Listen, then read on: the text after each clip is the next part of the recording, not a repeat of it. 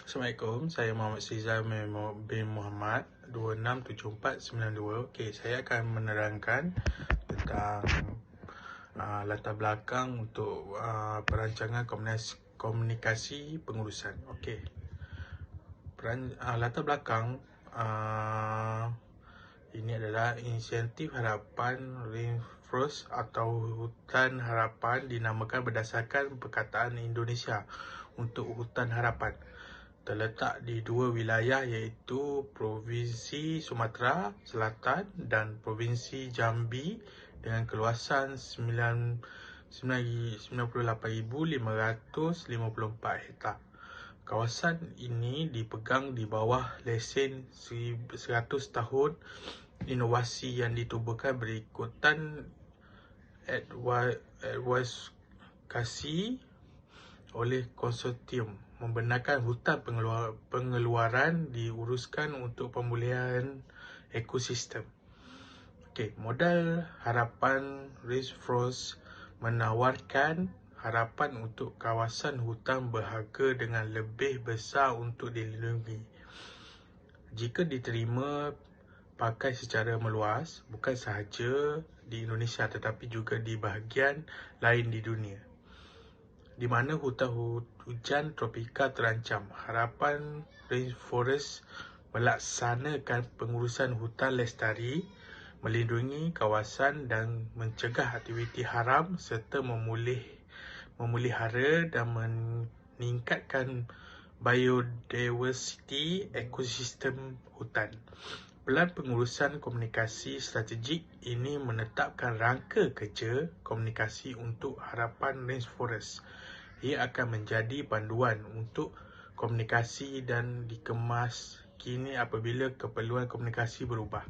Okey, saya serahkan kepada kawan saya. Bismillahirrahmanirrahim. Saya Muhammad Fauzi bin Jalaluddin 267182. Saya akan menerangkan berkenaan objektif. Okey. Pelan pengurusan komunikasi strategik ini merupakan salah satu daripada banyak dokumen yang menyokong pelaksanaan pelan pengurusan strategik hutan harapan Rainforest, dan oleh itu ia mesti menyokong visi dan misi harapan Rainforest. Visi harapan Rainforest ialah memulihkan hutan Indonesia untuk keperluan masa hadapan. Misi harapan Rainforest ialah sebagai penjaga hutan, kami akan melindungi dan memulihkan biodiversiti, perkhidmatan ekosistem dan produktiviti hutan semula jadi Indonesia, mengurus sumber hutan secara mampan, selaras dengan alam semula jadi dan keperluan manusia, serta bekerjasama dengan rakan kongsi yang pelbagai dan menunjukkan teknik inovatif dalam pemulihan hutan. Objektif pelan pengurusan komunikasi strategik ialah semua pihak berkepentingan harapan Rainforest dimaklumkan dengan baik tentang harapan Rainforest sehingga tahap yang mereka rasa mereka mempunyai maklumat yang diperlukan untuk mereka memenuhi peranan atau mandat mereka berhubung dengan harapan Rainforest. Assalamualaikum, saya Syarul Nizam bin Ahmad Temizi, Matrix 267529. Okey, seterusnya saya akan sambung permasalahan komunikasi. Yang pertama, harapan Rainforest telah menghasilkan bahan maklumat yang menyasarkan pihak berkepentingan terpilih. Kemudian kebanyakan bahan berkaitan dengan peningkatan kesedaran dan bahan maklumat umum tentang pemulihan ekosistem.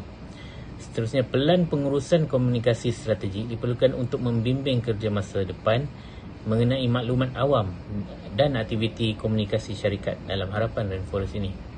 Strategi ini dibina berdasarkan semua usaha yang pernah dihasilkan oleh harapan Rainforest dan rakan kongsinya pada masa yang sama bertujuan untuk mengikat mereka bersama-sama.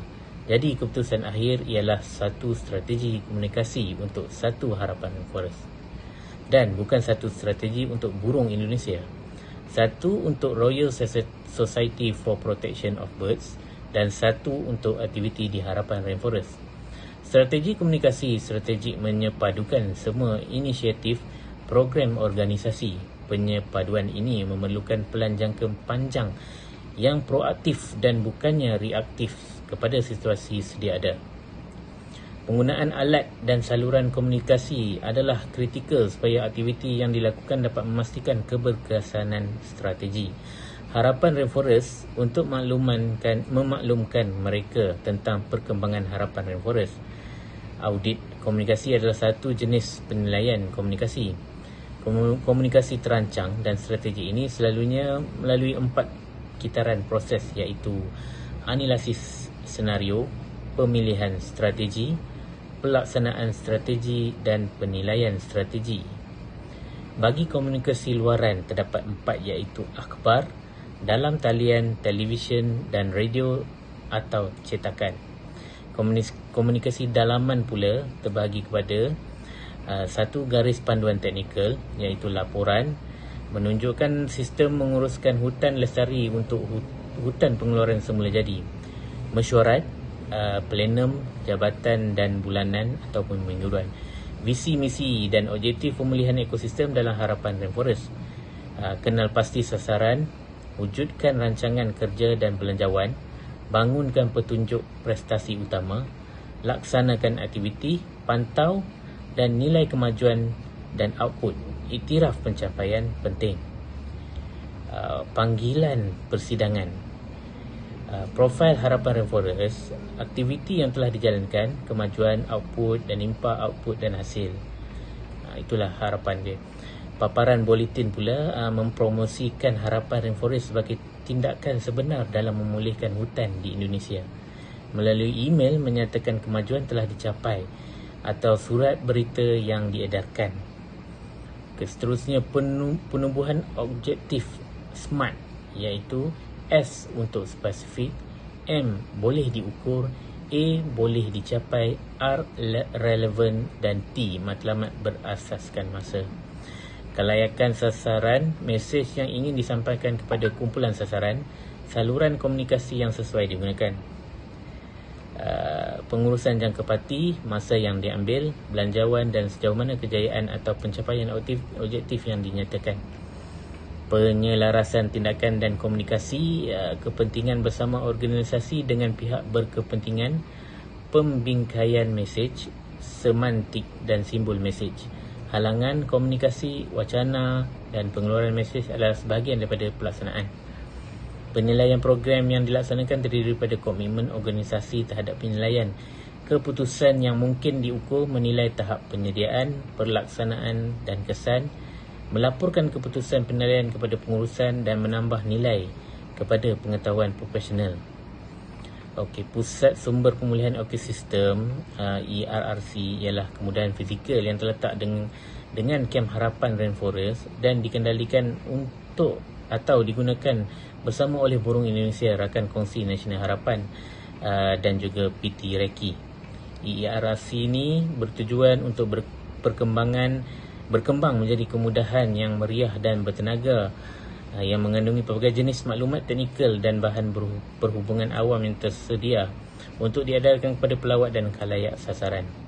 Pelan komunikasi tahunan untuk harapan Rainforest akan dibangunkan oleh Jabatan Komunikasi dengan kerjasama Burung Indonesia dan akan membentuk sebahagian daripada keseluruhan rancangan kerja tahunan untuk harapan Rainforest. Sesi penilaian tahunan akan dilakukan oleh Jabatan Komunikasi di harapan Rainforest. Sesi penilaian ini boleh dilakukan dengan menerima input daripada pihak berkepentingan terpilih. Sekian saja daripada saya. Sekian, terima kasih. Assalamualaikum warahmatullahi wabarakatuh.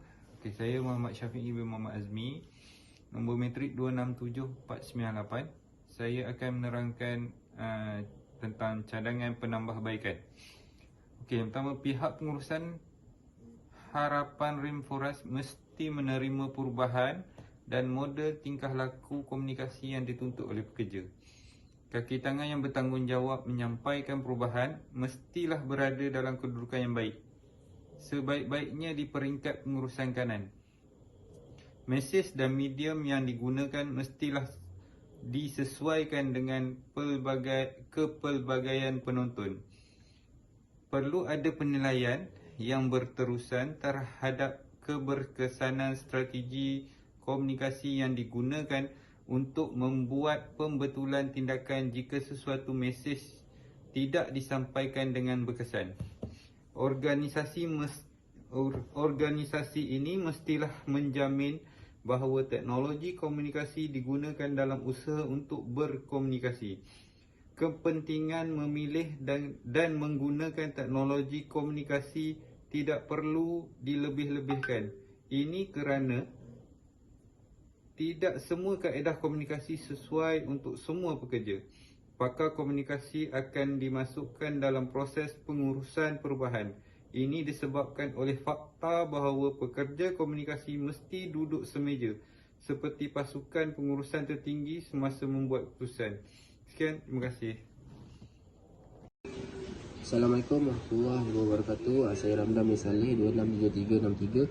So saya nak simpulkan mengenai strategi komunikasi secara teori ni lah.